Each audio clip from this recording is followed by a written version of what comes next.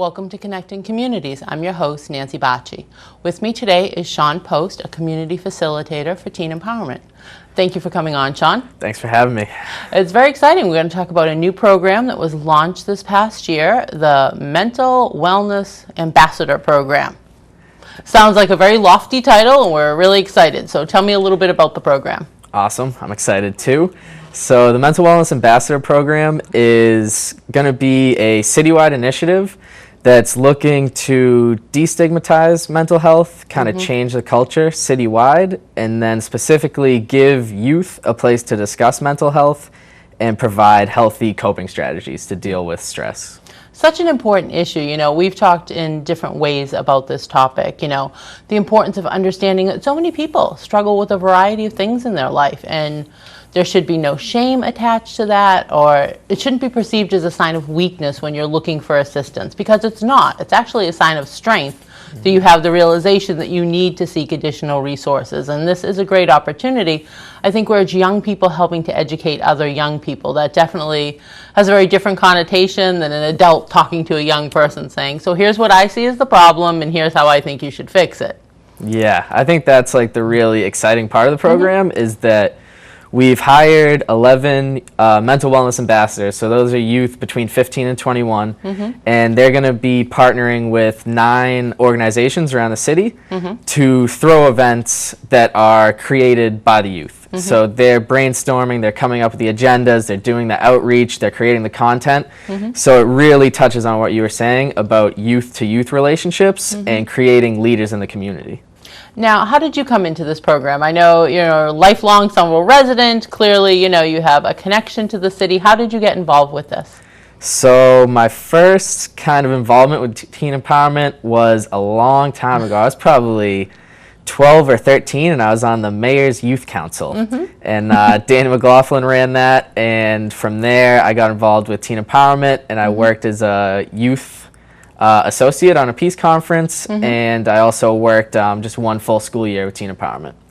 And then I had kind of my own journey, went off in certain directions, and recently emailed Danny McLaughlin, asked him if they needed a volunteer for the peace conference, because I was thinking about how that affected me. Right. And he told me they had a new job opening up, so I had to interview the next day, and now I'm back. Yeah. It's a nice way to have that happen, and clearly meant to be if it came about that quickly. So, as we said, this is a new program that has been launched, and, you know, I think it really, the evolution of it, I think, is very important, because the city has been very open and upfront about talking about what we see as our issues. You know, some cities aren't quite as open to wanting to shine a bright light on things that are of concern, and I think Mayor Curtatone and the entire city are really very forthcoming in saying, we understand these struggles exist.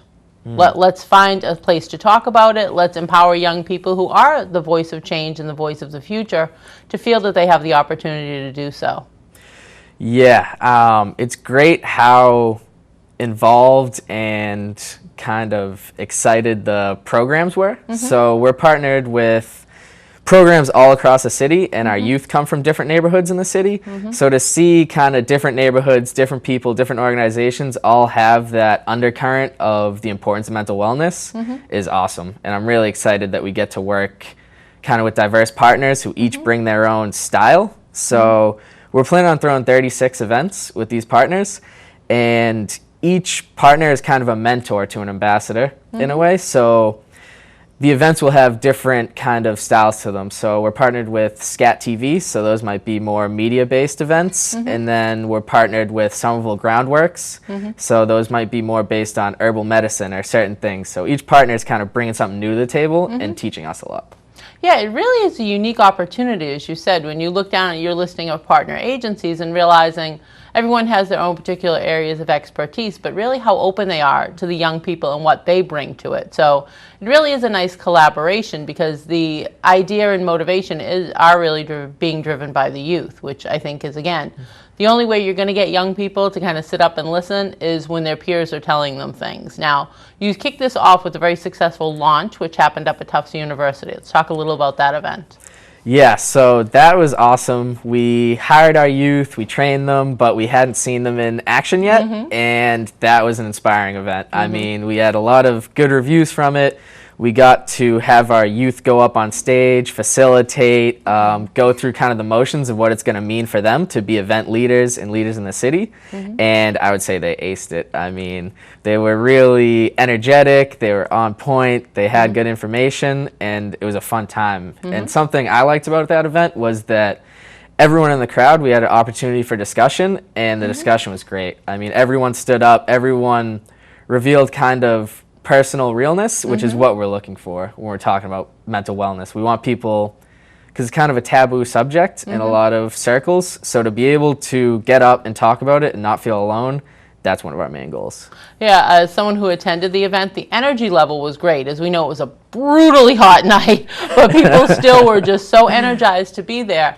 And I always have such admiration for the young people, because I think of being back at that age and realizing, would I have been able to like walk up on stage and lay yourself bare, literally, like, this is a struggle I face, this is why this is important to me. One thing that I really enjoyed, and you know firsthand, was a strong show of family support in attendance at that event. Your family is always very supportive and very willing to be outspoken on any topic. And it was so nice, I think, for some of the young people whose family, this may have been their first opportunity, to kind of see them in action. Like you had said, you guys had gone through the training and done all this, you know, work with them, but until they were actually up there leading it, you don't know how it's going to kind of unravel, you know what I mean? So a lot of opportunity. I sat way in the back, like I like to do at events, to kind of watch the audience reaction to things. And one young man who was up there speaking, and he had a number of family in attendance, and they were just like watching them watch him. You know, he handled the moment so well. He was on point. He was humorous, you know, everything that you would want to have happen. And just being able to see the pride on their face when they realize not only is the young person in your life willing to get up and, as you said, speak on really difficult topics, but to handle it so well. It's really, I think, it fosters a nice sense of community as well. So it was a great event, very well attended. And I think one of the highlights, which we're going to check out in a minute, was we were able to see some of the public service announcements that were created, as you said, as part of the partnerships that have occurred. And I think it's a nice way, again, it's not laying a heavy message on someone, you know, in a dragged out kind of fashion. It is, you know, everyone now is so media driven kind of. I think we rely on everything, like we need to see it in front of us, or, you know, hold it in the palm of your hand and kind of look at it. And I think these PSAs are a really nice way to tackle very weighty issues. I mean, there's no denying, it kind of hits you right in the gut on these topics, but to see them portrayed in that manner, I think it's so relatable. As an adult, as an older adult, you know, they still had, you know, meaning to me, but then to see the young people who could see themselves in these, you know, actual situations, I mean, the impact, I think, is very, very powerful. Yeah, that was one of like the most enjoyable projects for me to work on, because it's a very difficult task to think about how do we get these messages across in a narrative or in a PSA. Right. And there's a lot of collaboration, but our youth work together so well. I mean, they're youth written, youth produced, they're starring in it. And it was great to see it come from the beginning idea rooms to the final product. And yeah, it was a little worrisome along the way, but I think it came out good. That's always nice when something goes from a germ of an idea to sitting back and enjoy it. So why don't we sit back and take a peek at them, and we can chat about them afterwards. Awesome. Am I wearing the right thing? I forgot to do my homework. You're stupid. Things won't change. You won't get into college. Everything sucks. They're laughing at me. No one wants to talk to me. My mom's gonna be mad. My teacher hates me. My friends don't want to hang out anymore. Everything hurts. Things are empty. I can't escape. Everything is so bland. Always the same. Nothing feels good anymore. I have way too much to do. I'll never finish anything. I'm gonna be stressed forever. I just want to sleep. I wish I wasn't here. I wish I wasn't anywhere. My friends don't want to hang out anymore. No one wants to talk to me. You're being a little overdramatic, don't you think? Honestly, you have it so much better than other people. Just be grateful. I understand. My brother pisses me off all the time. Nah, you'll be fine. Just wait it out. Can you just get over it? Damn, you look so depressed. You're being a little overdramatic. I'd kill to be you. Don't worry. Can you just get over it? What are you so sad about? You have it so much better than other people. Just be great. Now you'll be change in a fine. bit. Just wait it change in a little bit. You'll be fine. Just relax. Wait a little. Better than other people. Man, my day was crazy. How was yours?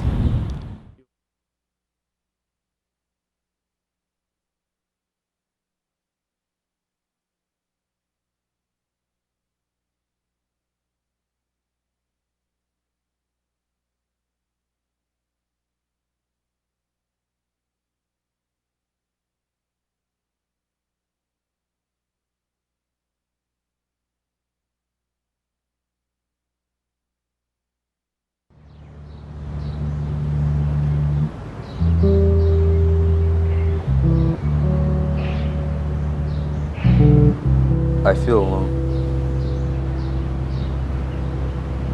I have no one to talk to.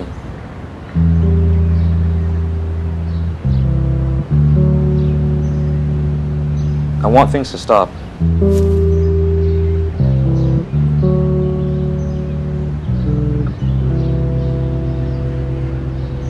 I can't breathe.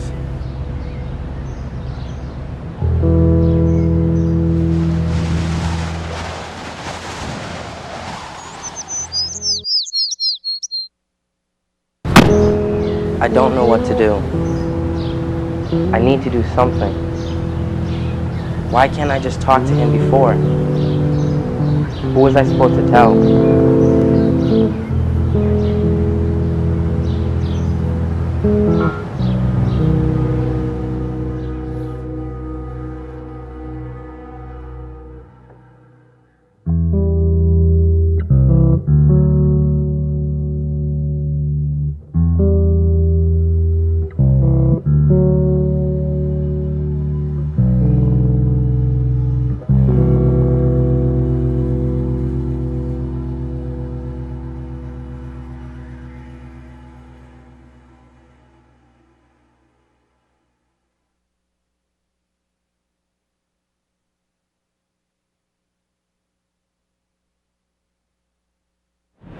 Hello, I'm Josh. And I'm Alex.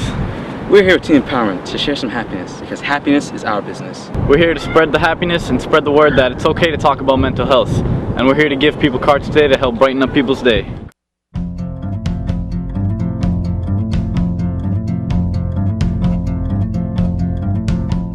I think people talk a lot about happiness and about not being happy and just kind of thinking that things are bad. I mean, the news is always so negative and people don't take enough time to stop and sort of think about how is your own life. I definitely agree that mental health issues are not dealt with in an open way that makes people feel supported.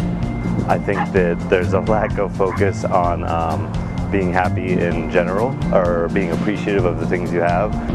Not really. It's always like drama, you know. No, because everybody's busy work life. Everybody got their situations, issues, ordeals, and everybody's more pessimistic than optimistic these days. Happiness is something that you got to achieve if you want it. I'm a teacher, so I think we try to keep our kids happy. Do I think people talk enough about it? I think it's good when people are open, when people can talk about it openly. It's interesting because I was just telling someone the other day about the happiness survey that the city of Somerville does, and how it was based in the study that's done at Harvard. Much of our society is too geared towards material things, and happiness is not related to material things. It's related to relationships and connections among people. I think if we could increase connections among people, we would all be happier. It made me feel great. It cheered me up. It brightened my day. It reminded me that I'm a good person, and when I feel good about myself, I can treat other people well too. Having strength, I think, is definitely very uplifting. Nobody else can make you happy. You have to find the way to be happy yourself. You can conquer anything you want to. It's true. It puts me in the direction I'm going. In a bigger sense, what makes me happy is feeling that I'm making a difference in the world, and that there are people that understand me.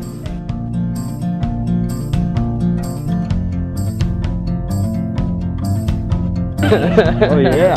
Yeah, star. Thank you.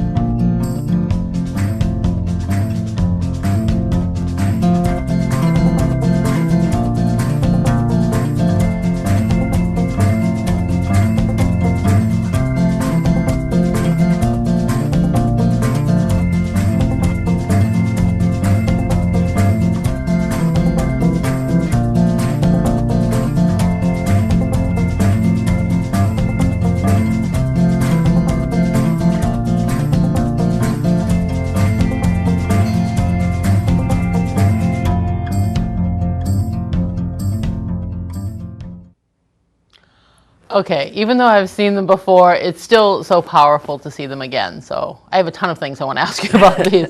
So the first one that we saw with the rubber band, and what an image of just getting to the point where you snap. So how did that evolve from, like you said, just kind of the talking stage to realizing that's the most impactful kind of visual to have with that?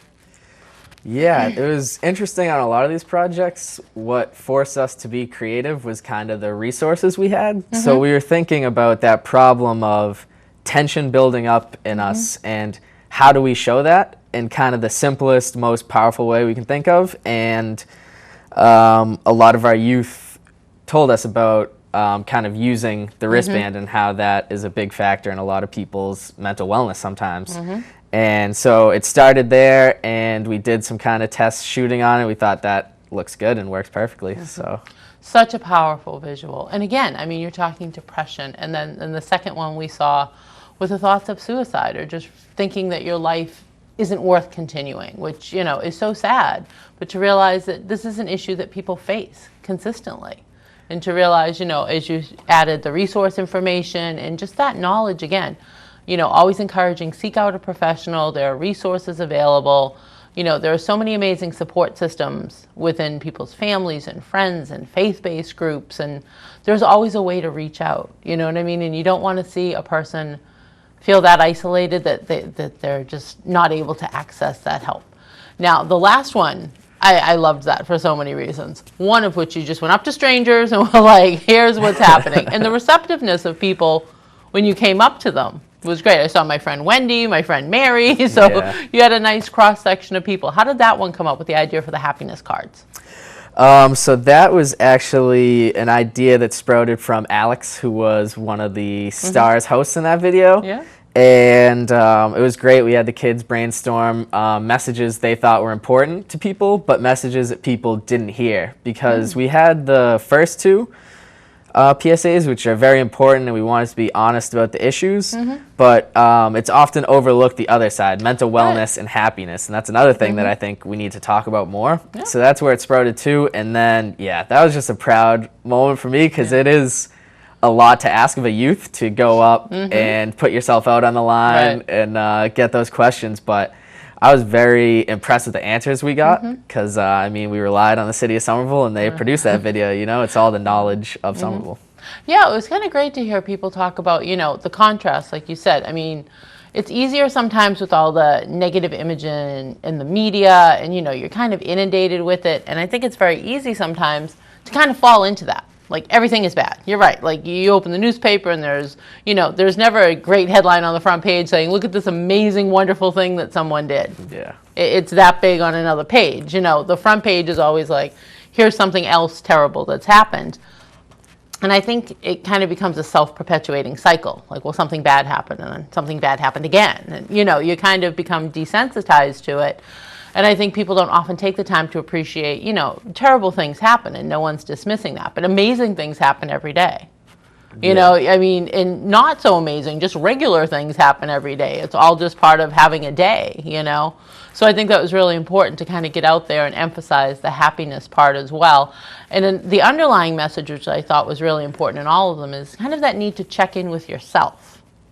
You know, I mean, there are degrees of things, so clearly you seek professional help, but I think kind of having your own barometer, knowing, you know, this sits well with me, that didn't quite sit as well, you know, maybe I should check in with a friend about this. And I love the collaboration with all the young people, because, you know, as we said, there were a ton of people listed that worked on these, and that forms its own cohesive group, which becomes its own support network, and, you know, kind of has the ripple effect.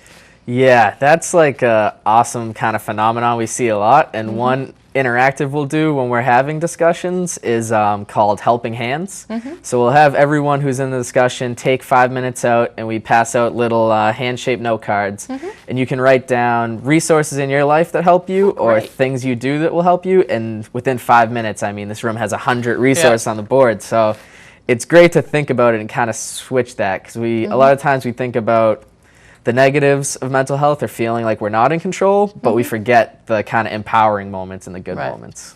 I think that's a really important point.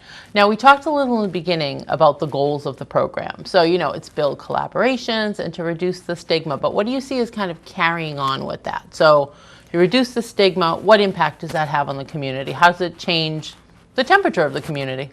Yeah, I think just right at the current moment, it's a really coming to the surface issue and something that needs to be addressed with kind of the recent tragedies of Somerville youth. And it's something that I've seen in my personal life will get overlooked or will be taboo or seen as a weakness. Right. And I think just by that first step of getting in a room and talking about it, people come out of that room with, you might not be able to measure it, but they see the world differently and they see their opportunities differently, because we always tell them, like, the conversation does not end at the end of this event, it starts. Right. And hopefully it has that ripple effect where we have these ambassadors who are leaders, but they're creating more and more leaders and hopefully creating a culture that changes it. Well, I think that's so important because, as you said, we all operate within our own kind of circle, right? So I learn new information and I share it with people who are connected to me, and then the hope is then that they share it to other people that I don't have a connection to, but that really is able to institute a cultural change, understand that social norms now, you don't have to talk about this behind closed doors. These are important issues. And I think that so many barriers could exist. There is still gender bias. Men have different perceptions of the way they want to appear to the community as opposed to females. You have cultural components that factor into this as well, regarding people's desire to seek mental health training or mental health addressing their concerns or any of those sorts of things. And I think anytime you have opportunities like this to work on those, and not in your face way where people feel offended by the messaging, but by being really respectful of all of those differences and the awareness that people will come to issues differently. And someone may look at it and say, oh, that was a nice PSA, and walk away. And as you said, you can't necessarily measure that impact, but you don't know 3 days later when they're thinking about something and they're like, I remember someone who, I saw that thing and he had the same sort of experience. So I think it's really that sense of just putting the consistent messaging out there and really the hopes that it will spread kind of organically, and realizing you're never actually going to be able to say, well, 3 people did this and 4 people did that, but realize the potential for change is huge. Yeah, it's awesome. And then on like the more tangible side, Patty Contente has been a great mentor and teacher to us. She's amazing. And yeah. Oh my God. Taught us so much about communication and the issues, and then providing the resources, which is something we do at the end of every event. And we try to really stress that it's not a problem you have to face alone, and there are resources out there. Because I think especially as a youth issue, I know I struggled in my high school days with depression and anxiety, and I didn't even know what they were. I kind of just thought, this is how I feel. Right. So I think it's important, especially when we're working with teens, to just bring up the issue and bring out resources and knowledge and spread that too. Now, we had talked a little bit about, so you're a lifelong resident here, and you just shared, your high school experience. How do you as a resident here think this makes a difference to the community, having this sort of program and having young people who are willing to stand up and talk about this? I mean, I think it's absolutely great, and I love kind of the ambassador idea, because we have 11 great ambassadors, and they have a good range of age and a good range of neighborhoods and circles. So instead of it being kind of like a one-sided coalition, it's like a real group effort, and I think that's where you create the real change by, one, having everyone working on the same project, and then 2, by all the communication that happens within. I mean, the relationships the ambassadors have already built together are great. That's great. One thing that I just want to touch briefly, I know, as you said, you're hoping for 36 events and all the partner agencies, and there's a lot of energy around this. So I know we talked about the launch, which really kind of promoted community awareness of this. Now, a very strong partner that you've had has been the public library. Yes. Which I know there was an event last night, there's an event tonight, there have been other ones, and it just seems like such a natural fit. You know, the library is an amazing resource. Definitely used, I think, more now than it has been in the past. But to come in the central branch has that dedicated teen room. So it's kind of, it's a captive audience. And I think you have young people who are kind of already engaged. So introducing these other activities and having them invite other participants, it highlights the work of the library. But I also think it opens up the library as a larger community resource space. Yeah, I totally agree. It's been great to work with Ron at the library and to see that program grow. My coworker, Stephanie Santiago, and Pat have both been doing amazing work there. And one of the things we've seen is that it's a great space for teens, but not always used to the best of its ability. So to have those opportunities, they'll have open mics there, they'll have workshops there, and it's great to see all the outreach they're doing and all the people that are coming to the library, and then also the teens in the library who flow into the events and get this kind of new experience. That's great. I'm so glad you were able to come on today and help spread the word about this. So if people are looking for more information, they can check you guys out on Facebook. I've liked your page to keep updated. And I think it's very nice because you have the little snapshots of the different ambassadors and the program they're affiliated with. So it's a nice way for people to get the information. So thank you so much again for coming on and helping to spread the word. Awesome. Thanks for having me. You're welcome. As always, I'd like to thank the production crew, Joe Constantine and George Wood. Thanks for watching. We'll see you next month.